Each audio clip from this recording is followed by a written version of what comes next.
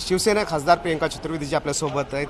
आपण आज पंतप्रधानांची जी कॉन्फरन्स पाहिलेली आहे त्यामध्ये पेट्रोल आणि डिझेलच्या संदर्भामध्ये सांगितले की ही राज्याची जबाबदारी आहे. त्यावर उद्धव ठाकरे आणि शिवसेना नाराज दिसून येते. नहीं, आप देखिए, आप मुख्यमंत्रियों को बुलाते हैं कोविड के ऊपर चर्चा करने के लिए. कोविड जो हमारी जिम्मेदारी सबकी है, तो सब लोग अप्रिशिएट करके चीफ मिनिस्टर्स प्राइम मिनिस्टर को अपडेट देते हैं, उनकी बात सुनते हैं.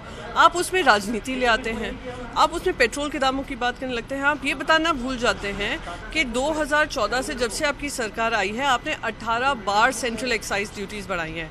23 लाख करोड़ का फ़ायदा कर कर आप बैठे हुए हैं और आप राज्य सरकारों को जीएसटी नहीं दे पा रहे हैं. जो कॉम्पेंसेशन बेनिफिट होता था, आपको पता होगा, जब अगर कोई टैक्सेस में लॉस आ रहा था तो इसमें ये भी कहा गया था 5 साल तक हम अगर कॉम्पेंसेटरी लॉस होता है तो हम कॉम्पेंसेट करेंगे. आपने वो भी ख़त्म कर दिया कोविड की आड़ में.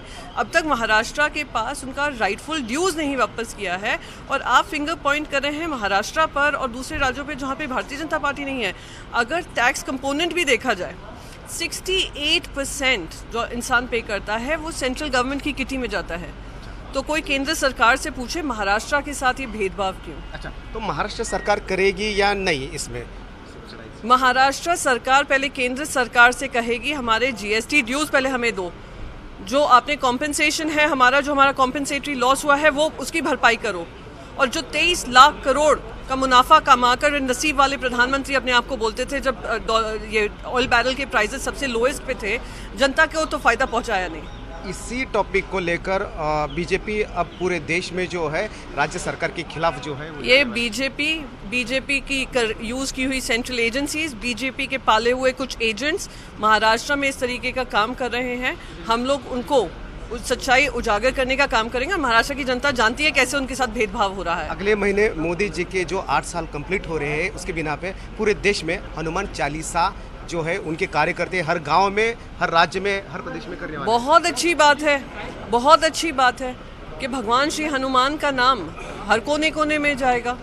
भगवान श्री हनुमान का नाम मैं उम्मीद करती हूँ प्रधानमंत्री के घर के बाहर कोई लाउड स्पीकर पे 7 दिन 24 घंटे करेगा. मैं ये उम्मीद रखती हूँ भारतीय जनता पार्टी के कार्यकर्ता करें, मैं ये उम्मीद करती हूँ. अच्छा, एक देवेंद्र जी के बारे में आपने कहा है माफ़ी मांगनी चाहिए. शर्मनाक जो उन्होंने कहा कि मुंबई पुलिस एमवीए के एजेंडा में एमवीए के नौकर की तरह काम कर रहे हैं, इनको शर्म आनी चाहिए.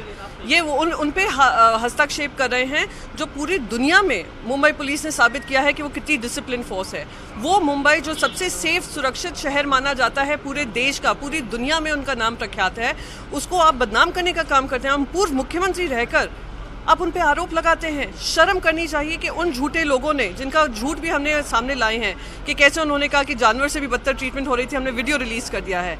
उनके कहने पर आप मुंबई पुलिस पे उल्टा सीधा बयानबाजी कर रहे हैं. आप सिर्फ मुंबई पुलिस से ही नहीं, आप महाराष्ट्र पुलिस से माफ़ी मांगेंगे.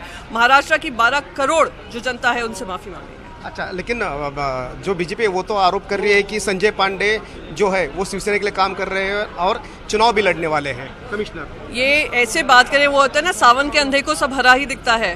तो जो सेंट्रल एजेंसीज का इस्तेमाल कर कर अपने फ़ायदे के लिए, राजनीतिक फ़ायदे का इस्तेमाल करते हैं, वो जब किसी और के बारे में बोलते हैं ज़रा गिरेबान में झांके. हमारी मुंबई पुलिस को बदनाम करने का काम किया था जब सुशांत सिंह राजपूत की डेथ हुई थी. हमारी मुंबई पुलिस को बदनाम करने का काम हो रहा है आज, और हम ये कभी भी उसके कामयाब होने देंगे नहीं. एक आखिरी सवाल, नवनीत राणा ने दिल्ली पुलिस कमिश्नर को लेटर लिखा है, कंप्लेंट की है कि संजय राउत के ऊपर एट्रोसिटी की कंप्लेंट की जाए. जो बोगस सर्टिफिकेट से बोगस SC ST कैंडिडेट बनी, उस बोगस महिला के हिसाब से हम लोग अपनी राजनीति नहीं करेंगे. वो जो एक सही कैंडिडेट जो दलित वंचित घर से आ रहा था, उनका हक मारकर झूठा सर्टिफिकेट लेकर बैठी हुई है उस गद्दी पर लोकसभा में कुछ उस पर कार्रवाई नहीं की जा रही है. पहले वो पूछना चाहिए कि जब मुंबई हाईकोर्ट ने ये जजमेंट दे दिया है तो क्यों ऐसा है कि उन पर कार्रवाई नहीं हो रही. सवाल ये पूछा जा रहा है कि महिला को जेल क्यों भेजा जा रहा है उद्धव ठाकरे की सरकार, शिवसेना सरकार. देश में जब जेल में सिर्फ पुरुष हैं क्या? ये पुरुष प्रधान जेल है. अगर कोई एक्टिविटी ऐसी करता है जहाँ पे लॉ एंड ऑर्डर की व्यवस्था बिगाड़ने का काम करता हो, महिला हो, पुरुष हो, बच्चे हो, सबको जेल डाला. जुवेनाइल जस्टिस बिल क्यों बनाया? राजद्रोह का जो मुंबई की पीस को हार्म करने की कोशिश कर रहा हो, मुंबई में एक रायट जैसा सिचुएशन करने का काम कर रहा हो, इलेक्टेड रिप्रेजेंटेटिव होने के नाते गुंडागर्दी कर रहा हो, तो उन पे राजद्रोह क्यों ना लगाया जाए? बिल्कुल यही सवाल है की जे गुंडागर्दी करतायत त्यांच्यावर राजद्रोह जो आहे तो का लावला नाही पाहिजे. कॅमेरामॅन राजेश रामराज शिंदे, झी मीडिया, दिल्ली.